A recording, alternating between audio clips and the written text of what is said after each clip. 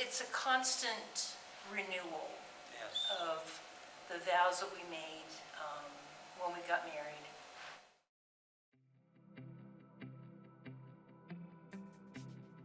It's the hardest work I've ever done, but not because of her, but because of me.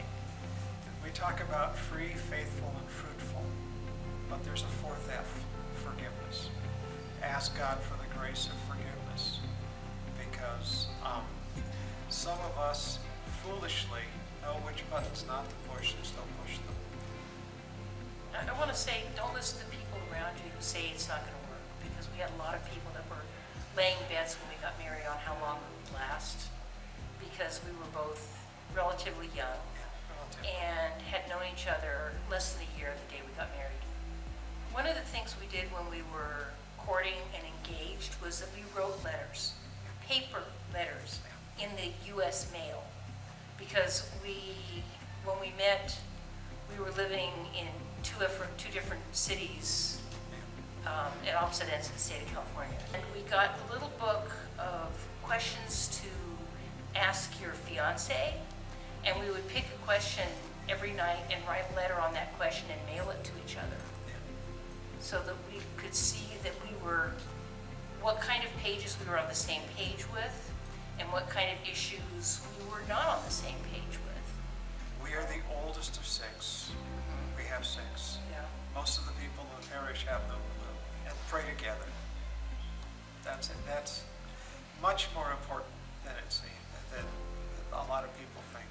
Pray together. And it doesn't have to be a big prayer. It doesn't have to be like, a 20-minute, even a 20-minute rosary. It could be first thing in the morning.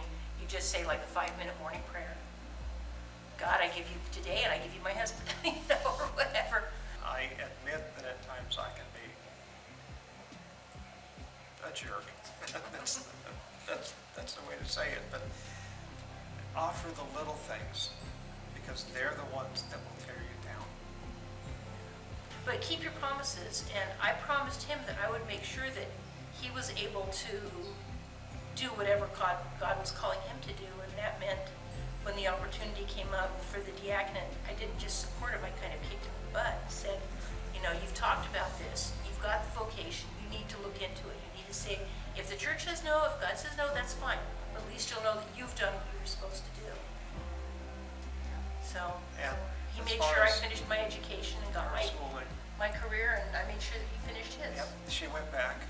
She's a nurse midwife.